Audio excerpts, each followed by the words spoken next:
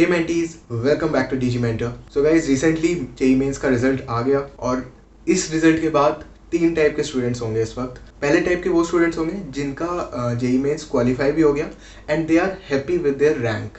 ठीक है, उनके पेरेंट्स, उनके टीचर्स और उनकी खुद की एक्सपेक्टेशंस के अकॉर्डिंग उनका रिजल्ट आया है and they are happy with this result.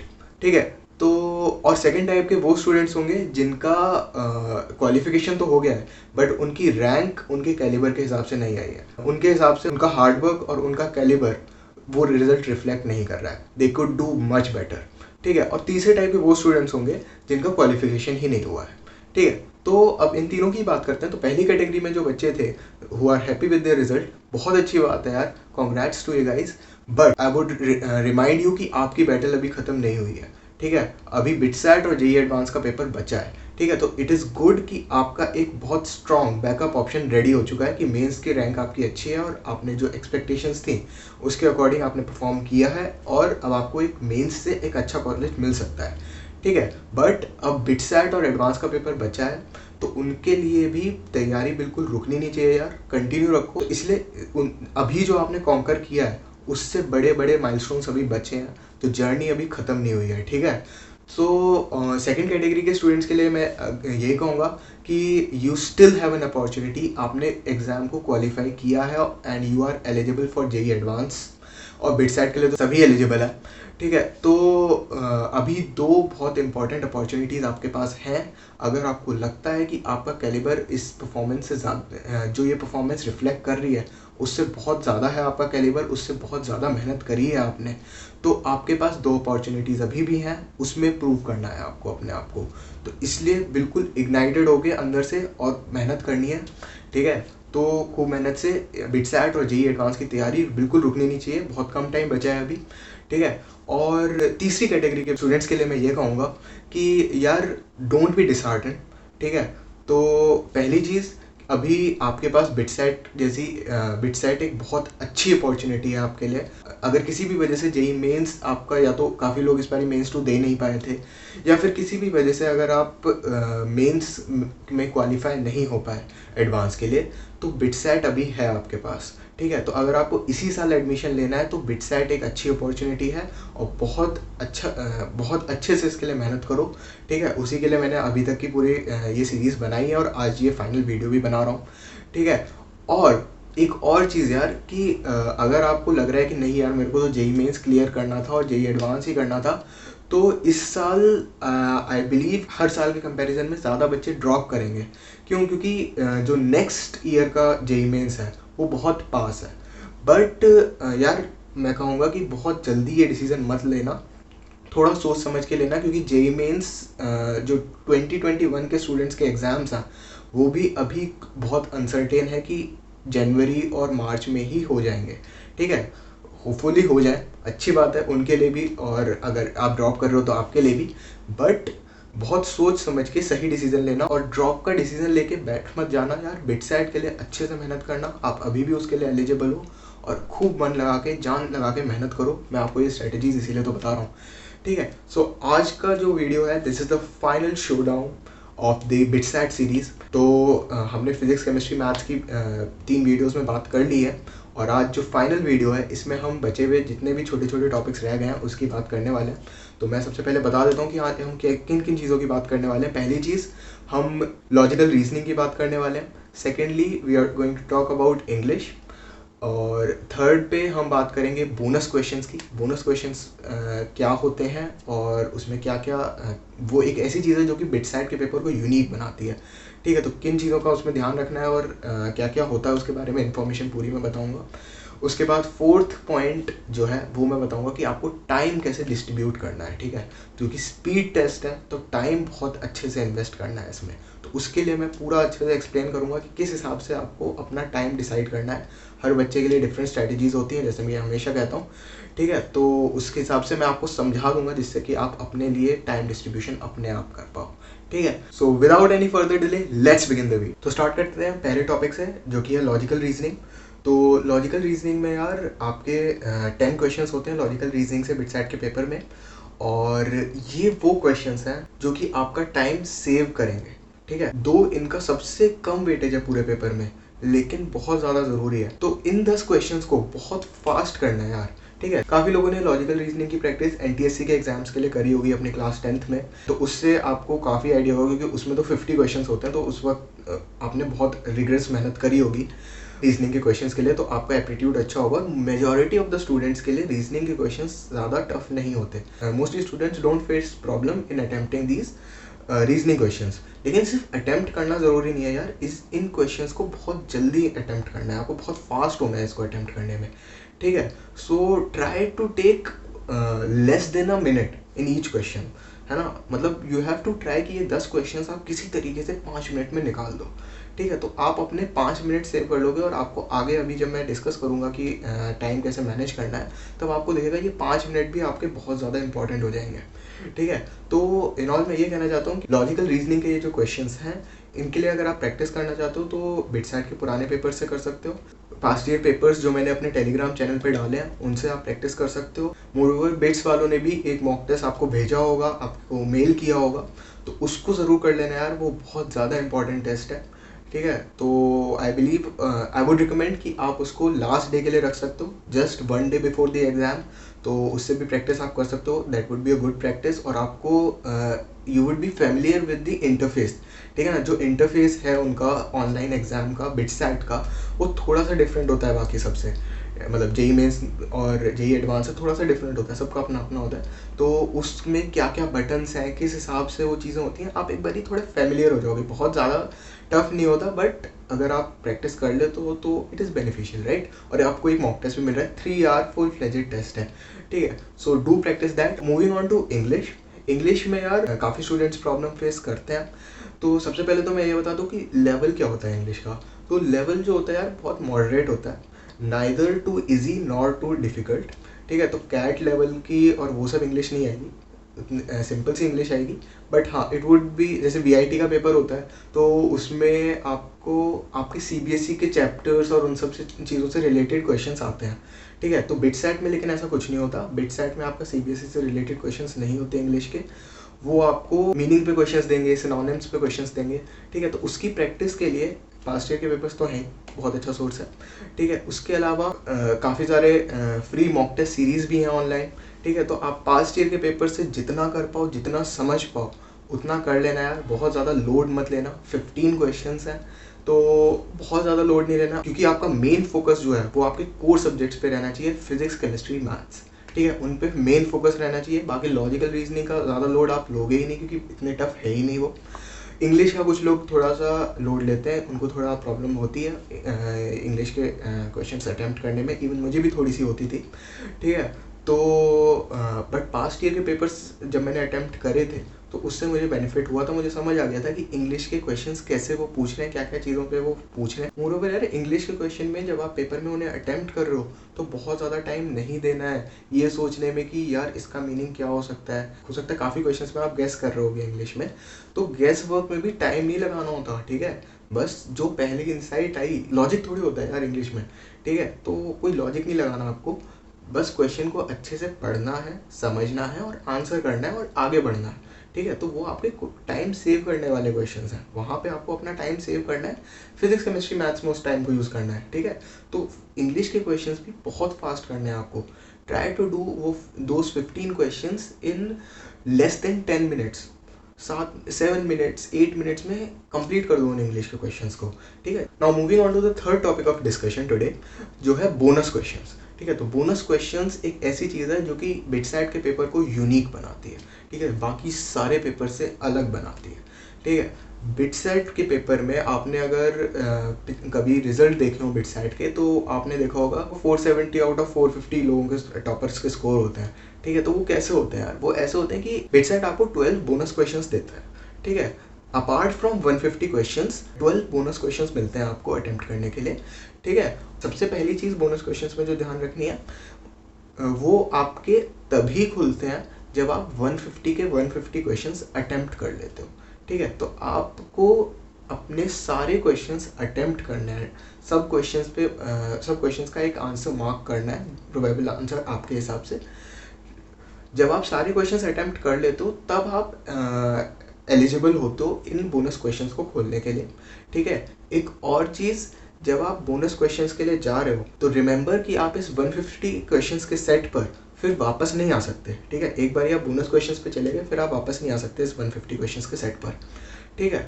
तो बहुत ही समझदारी से ध्यान से लेना होता है वो डिसीजन कि आपको बोनस क्वेश्चंस पे जाना है या नहीं जाना, ठीक है। अब ये जो 12 बोनस क्वेश्चंस होते हैं ये होते हैं आपके फिजिक्स केमिस्ट्री मैथ से, आपके कोर सब्जेक्ट से होते हैं, ठीक है। इसमें इंग्लिश और रीजनिंग बिल्कुल नहीं होता, ठीक है। तो और उससे आपका स्कोर भी बूस्ट होता है ऑब्वियसली, ठीक है। बट ये डिसीजन आपको बहुत समझदारी से लेना होता है क्योंकि अगर आपको बोनस क्वेश्चंस अटेम्प्ट करने हैं तो आपको सारे क्वेश्चंस अटेम्प्ट करने होंगे 150 के 150। अब पेपर में नेगेटिव मार्किंग है, पेपर की जो स्कोरिंग होती है वो +3 -1 होती है, right. So it is not easy to attempt all the questions, ठीक है। तो अननेसेसरी गेस वर्क करके आप 150 क्वेश्चंस अटेम्प्ट करो, दैट इज़ नॉट एडवाइजेबल, ठीक है। What is a right approach कि सपोज एक गो में आपने जब फिजिक्स केमिस्ट्री मैथ्स जिस भी ऑर्डर में आप कर रहे हो उन 5 सब्जेक्ट्स को आपने 150 क्वेश्चंस के सेट को एक बार देख लिया और उसमें एक राउंड में 130+ क्वेश्चंस आपने कर लिए विदाउट एनी गेस वर्क, तब आप थोड़ा रिस्क ले सकते हो, ठीक है। और थोड़ा लॉजिकली आप अगर चाहो तो 150 के 150 क्वेश्चंस अटेम्प्ट कर सकते हो और उसके बाद आप बोनस क्वेश्चंस पे जा सकते हो। तो रिमेंबर दिस लिमिट, 130+ और 130 से जितना ज़्यादा प्लस होगा उतना ज़्यादा बेनिफिशियल होगा, ठीक है। तो थोड़ी कैलकुलेशंस वगैरह करके ये नंबर आता है कि 130+ अगर आपने क्वेश्चंस करे हैं अटेम्प्ट तो इट इज़ रिकमेंडेड, तब भी ज़रूरी नहीं है, it is not a hard and fast rule कि आपको बोनस क्वेश्चंस अटेम्प्ट करने हैं, बिल्कुल भी नहीं यार। Bonus questions is just bonus, it is not a basic requirement, ठीक है। That is just an add on to your score, है ना। तो बूस्ट करने के लिए होता है वो स्कोर, बट बूस्ट वो तब करेगा जब आपने 150 क्वेश्चंस को अननेसेसरीली मार्क नहीं किया, ठीक है। अगर आपको लगता है कि 130 या 140+, टू बी मोर श्योर, ठीक है, 140+ पे आपने फुल कंफर्म होके आपने अटेम्प्ट करे हैं तो then you can definitely go for bonus questions. आपको डेफिनेटली एक बूस्ट मिलेगा उन क्वेश्चंस को अटेम्प्ट करके, लेकिन रिमेंबर कि उसके बाद आप वापस नहीं आ सकते उस 150 क्वेश्चंस पे, ठीक है। Once you have decided to go for the bonus questions you can not come back, ठीक है। तो बहुत ध्यान से अपना डिसीजन लेना, एग्ज़ाम के वक्त बिल्कुल भी पैनिक नहीं होना है इस डिसीजन के लिए। अगर आप छोड़ भी देते हो उन बोनस क्वेश्चंस को तो भी कोई इतनी बड़ी प्रॉब्लम नहीं है, क्योंकि बोनस क्वेश्चंस अटेम्प्ट करने के लिए you have to be very smart, ठीक है। बहुत समझदारी से वो डिसीजन लेना होता है। काफ़ी बच्चे बोनस क्वेश्चन अटेम्प्ट करने के चक्कर में अपने स्कोर को उल्टा डाउन कर लेते हैं। ट्राई कि वो जो गेस आप कर रहे हो क्वेश्चंस वो मैक्सिमम 10 या 15 हो, वो भी थोड़ा ज़्यादा ही हो गया नंबर, ठीक है। तो कम से कम नंबर ऑफ क्वेश्चंस आपको गेस करने हो क्योंकि नेगेटिव मार्किंग है यार, रिमेंबर दैट, ठीक है। तो कभी अगर आपने सही से डिसीजन नहीं लिया तो लेने के देने पड़ सकते हैं, ठीक है। बोनस क्वेश्चंस को अटेम्प्ट करने के चक्कर में आप अपना स्कोर खुद ही डीबूस्ट कर लोगे, जो कि वो बिल्कुल नहीं करना है, ठीक है। Now coming to the last point of this video, time distribution. Time कैसे डिस्ट्रीब्यूट करना है यार। तो सिंपल सी चीज़ है, आपको सबसे पहले तो बेसिक डिटेल्स जैसे मैंने अपने पहले वीडियो में बता दी थी, तो बेसिक डिटेल्स रिफ्रेश कर लेते हैं। 150 क्वेश्चंस होते हैं पेपर में और 180 मिनट्स होते हैं, ठीक है। और पेपर का डिस्ट्रीब्यूशन कुछ ऐसा होता है कि फिजिक्स के 40 क्वेश्चंस, केमिस्ट्री के 40 क्वेश्चंस, मैथ्स के 45 क्वेश्चंस और इंग्लिश के 15 और रीजनिंग के 10 क्वेश्चंस। टाइम डिस्ट्रीब्यूशन जो है वो 2 टाइप्स के स्टूडेंट्स के लिए होगा, एक जो बोनस क्वेश्चन अटेम्प्ट करना चाहते हैं और एक जो बोनस क्वेश्चन अटेम्प्ट नहीं कर रहे, उनका डिसाइडेड है कि उनको तो 150 क्वेश्चन ही करने हैं और डन। तो जिनको 150 क्वेश्चंस का ही टारगेट है उनके लिए थोड़ा डिफरेंट स्ट्रेटजी होती है टाइम डिस्ट्रीब्यूशन की, वो थोड़ा सा रिलैक्स कर सकते हैं, क्योंकि बोनस क्वेश्चन के लिए आप समझो क्वेश्चंस तो मिल गए लेकिन टाइम बोनस नहीं है, ठीक है, सिर्फ क्वेश्चंस बोनस है। तो आपको उसी टाइम में 180 मिनट्स में ही उन क्वेश्चंस 12 क्वेश्चंस को भी करना है, 12 बोनस क्वेश्चंस को भी उसी 180 मिनट्स में करना है। तो आपको उस हिसाब से टाइम डिस्ट्रीब्यूट करना होगा अपना, ठीक है। तो एक एक करके मैं सब्जेक्ट बताऊंगा और उसमें कितना टाइम देना है वो मैं आपको बताऊंगा। वो ऑर्डर वाइज नहीं होगा, ऑर्डर की मैं इसके बाद बात करूंगा, ठीक है। तो सबसे पहले लॉजिकल रीजनिंग, तो उसके लिए 10 क्वेश्चन है, तो आप 5 to 7 मिनट्स मान के रखो, ठीक है। जितना कम हो सके उतना अच्छा है। तो अराउंड 5 to 7 मिनट्स में आपको कंप्लीट करना है, ठीक है। नेक्स्ट इंग्लिश में जैसे मैंने कहा कि around 7 to 8 minutes, maximum 10 minutes मान लो अगर किसी को थोड़ी प्रॉब्लम आ रही है इंग्लिश में, ठीक है। और एक और चीज़ कि इंग्लिश में अगर प्रॉब्लम आ रही है तो यार क्वेश्चन को छोड़ दो इज़ बेटर, ठीक है। तो टाइम वेस्ट करने से कोई फ़ायदा नहीं है, क्योंकि अगर आपको कोई वर्ड का मीनिंग अगर नहीं पता तो आप उसमें टाइम लगा के आपको मीनिंग नहीं आ जाएगा, ठीक है। इट्स नॉट मैथ्स कि आपको ने कुछ कैलकुलेट कर लिया 2 मिनट में। इट्स जस्ट लाइक केमिस्ट्री में भी आपके थ्योरेटिकल होता है ना, तो थ्योरेटिकल चीज़ों में यही होता है कि अगर आपको चीज़ आती है तो आती है, नहीं आती तो नहीं आती, you can just try to recall that. आप रिकॉल करने के चक्कर में काफ़ी टाइम वेस्ट कर देते हो अपना, ठीक है। तो डू रिमेंबर कि ये स्पीड टेस्ट है, तो इसमें आपको टाइम बिल्कुल वेस्ट नहीं होने दे रहा है गलती से भी। तो अगर आपको नहीं आता तो लीव इट एट टाइम और आगे बढ़ो, ठीक है। तो मतलब ये है कि लॉजिकल रीजनिंग और इंग्लिश के क्वेश्चंस दोनों को मिला के 25 क्वेश्चन हैं, और उन 25 क्वेश्चंस को आपको 15 मिनट्स में करना है, समझ गए। तो टाइम कैसे भी आप उन दोनों में डिस्ट्रीब्यूट करो, मैंने आपको सजेशन बता दिया, बट उन दोनों क्वेश्चंस को 15 मिनट्स में कंप्लीट कर देना है, ठीक है। केमिस्ट्री के लिए मैं कहूँगा कि 40 क्वेश्चंस है, try to do that in 30 minutes only यार, ठीक है। आपको टाइम सेव करना है, ठीक है। तो केमिस्ट्री में भी आप काफ़ी टाइम सेव कर सकते हो। ऑर्गेनिक और इनऑर्गेनिक के जो क्वेश्चंस होते हैं वो बहुत फास्ट होते हैं यार, देखते ही आपको समझ आ जाता है कि आपको आंसर आता है या नहीं आता, ठीक है। उसमें कोई ऑर्गेनिक के फिर भी थोड़े बहुत क्वेश्चंस में आपको रिएक्शन पूरी करके प्रोडक्ट निकालना पड़ता है, इनऑर्गेनिक क्वेश्चन में तो वो भी नहीं करना पड़ता। और इनऑर्गेनिक का जैसे मैंने अपने सेकंड वीडियो में बताया था कि अच्छा खासा वेटेज है, तो वहाँ पे आप अपना टाइम सेव करो, ठीक है। तो try to do those 40 questions of chemistry in just 30 minutes max, ठीक है। तो इन ऑल आपका इन 3 सब्जेक्ट्स को मिला के जो अभी तक का टाइम हो गया वो हो गया 45 मिनट्स, ठीक है। तो अब आपके पास बचे 135 minutes for physics and maths, ठीक है। तो यार जो बोनस क्वेश्चंस करना चाहते हैं और जो नहीं करना चाहते वो यहीं पे डिस्ट्रीब्यूट होते हैं, ठीक है। तो जो बच्चे बोनस क्वेश्चंस अटेम्प्ट करना चाह रहे हैं उनके लिए मैं कहूँगा कि मैथ्स में 70 मिनट्स दो और फिजिक्स में 40 मिनट्स दो। 40 क्वेश्चंस 40 मिनट्स, मैक्सिमम 45 मिनट्स दे दो। या फिर अगर आप फिजिक्स में 50 मिनट्स दे रहे हो तो मैथ्स में उसको आपको फिर कंपनसेट करना होगा। तो आपको इन ऑल फिजिक्स और मैथ्स मिला के 110 मिनट्स में करना है, जिससे कि आपके पास ये जो 25 मिनट्स फिर बचेंगे वो उन 12 क्वेश्चंस में काम आएंगे। मोर ओवर अगर आपको एक सेकेंड ट्रायल जाना है, ठीक है, फॉर गेस वर्क की जो थोड़े बहुत क्वेश्चंस 5-10 क्वेश्चंस बच गए हैं उसमें गेस वर्क करना है, तो उसमें भी हो सकता है आपके 5 मिनट चले जाएं। 5 मिनट से ज़्यादा नहीं देना है। अगर आप बोनस क्वेश्चन पे जा रहे हो तो 5 मिनट में फिर वो गेस वर्क करके और बोनस क्वेश्चंस पे मूव ऑन करना है आपको, क्योंकि बोनस क्वेश्चंस वो take a good amount of time. क्योंकि बोनस क्वेश्चंस जो होते हैं उसमें फिजिक्स केमिस्ट्री मैथ्स के जो क्वेश्चंस होते हैं उनका लेवल थोड़ा ज़्यादा होता है नॉर्मल क्वेश्चन से। By normal questions I mean कि जो 150 का जो प्रॉब्लम सेट है उसमें फिजिक्स केमिस्ट्री मैथ्स की जो प्रॉब्लम्स का लेवल है, बोनस क्वेश्चंस का लेवल उससे थोड़ा ज़्यादा होता है, ठीक है। तो इसलिए वो ज़्यादा टाइम भी रहता है, ठीक है। तो हु इज सेइंग कि आप 12 के 12 क्वेश्चंस ही करो, ठीक है। आप जितने कर दोगे उतना बोनस है, ठीक है, उतना आपका स्कोर बूस्ट होगा। जितना ज़्यादा कर सकते हो, अगर आप 12 कर सकते हो तो बहुत अच्छी बात है, ठीक है। तो अगर आप बोनस क्वेश्चन अटैम्प्ट कर रहे हो तो फिजिक्स एंड मैथ्स के टाइम मिला के 110 मिनट्स, और अगर आप बोनस क्वेश्चंस पे फोकस नहीं कर रहे हो तो आपका फिजिक्स और मैथ्स के लिए टोटल टाइम होता है 135 मिनट्स, ठीक है। लेकिन reasoning plus English plus chemistry उसका डिफाइंड है 45 मिनट्स में आपको कंप्लीट करना है वो, ठीक है। 15 minutes for reasoning plus English and 30 minutes for chemistry, ठीक है। तो ये पूरा जो प्रॉब्लम सेट है आपको 45 मिनट्स में कंप्लीट करना है। और बचा हुआ जो फिजिक्स और मैथ्स का है वो दोनों के लिए डिफरेंट है। अगर आप बोनस क्वेश्चंस अटेम्प्ट करना चाह रहे हो तो 110 मिनट्स में उसको फिनिश करो, और अगर आप बोनस क्वेश्चंस नहीं अटेम्प्ट कर रहे हो तो you have 135 minutes for that, ठीक है। और ऑर्डर की जहाँ तक बात है तो आई वुड रिकमेंड कि फिजिक्स केमिस्ट्री मैथ्स को प्रायोरिटी देना यार। पहले फिजिक्स केमिस्ट्री मैथ्स करना और उसके बाद इंग्लिश और रीजनिंग के क्वेश्चंस करना, ठीक है ना। फिजिक्स केमिस्ट्री मैथ्स में आप क्या ऑर्डर रखना चाहते हो वो आपके ऊपर है, ठीक है ना। That depends on the student कि उसको क्या पसंद है, किस ऑर्डर में करना पसंद है, उसको चेंज मत करना यार, ठीक है। तो पहले फिजिक्स केमिस्ट्री मैथ्स और उसके बाद जब ये 3 सब्जेक्ट्स हो जाएं तब आप जाओगे लॉजिकल रीजनिंग और इंग्लिश के क्वेश्चंस पे। उन दोनों में भी जो आपको पहले करना है दैट डिपेंड्स ऑन यू। आपको 15 मिनट्स में दोनों कंप्लीट करना है, वो जैसे करना है आपकी मर्जी है, ठीक है। सो आई बिलीव कि आपको ये पूरा प्लान समझ आ गया होगा कि अपना टाइम कैसे डिस्ट्रीब्यूट करना है, और आप इन स्ट्रेटेजीज के थ्रू अपने लिए अपने हिसाब से एडजस्टमेंट कर सकते हो और एक फाइनल प्लान बना लेना अपने लिए।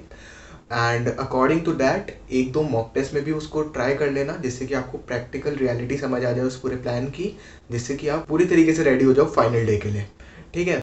और बाकी खूब मेहनत करते रहो यार और बढ़िया सा पेपर दे के आओ, ठीक है। And my best wishes are with you guys, ठीक है। और पेपर देने के बाद कमेंट बॉक्स में ज़रूर बताना कि आपका एक्सपीरियंस कैसा था पेपर का, और if you benefited from some of my strategies तो do let me know, I would be really happy to read that. और एग्ज़ाम टाइम पे बिल्कुल पैनिक मत होना यार, ठीक है। टेम्परामेंट लूज़ नहीं करना है, बिल्कुल फोकस्ड रहना है, काम रहना है, ठीक है। बहुत ज़रूरी है वो चीज़ें, ठीक है। तो अपने इमोशंस, अपने माइंड को कैसे कंट्रोल करना है, उस सब के बारे में मैंने अपने एग्जाम टाइम स्ट्रेटजीज़ के वीडियो में लास्ट में बात करी है। अगर आपने देखा हुआ है तब भी आप उसको रिवाइज कर सकते हो, ठीक है, जिससे कि वो स्ट्रेटजीज़ भूलनी नहीं है यार, बहुत ज़्यादा इंपॉर्टेंट है, ठीक है। आपने उनको मेंस में भी यूज़ किया होगा, मैंने मेंस के लिए भी कहा था। तो जो जो गलतियाँ हुई थी प्रीवियस एग्जाम्स में उनका भी ध्यान रखना यार, they should not be repeated in BITSAT, ठीक है। तो वो सब चीज़ों का ध्यान रखना और बिल्कुल आराम से कूल होके पेपर दे के आना, बहुत अच्छा पेपर होगा, ठीक है। तो दैट्स ऑल। अगर आपको लगता है कि इस वीडियो से आपके कुछ वैल्यू एडिशन हुआ है तो don't forget to like the video, subscribe the channel if you are new to it, share this video with your friends and do comment in the comment box जो भी आपकी queries हैं या फिर आपके एग्जाम एक्सपीरियंसेस, वो सब कुछ मेरे साथ शेयर कर सकते हो आप। और बाकी all the best, happy learning, stay motivated, stay focused and good bye.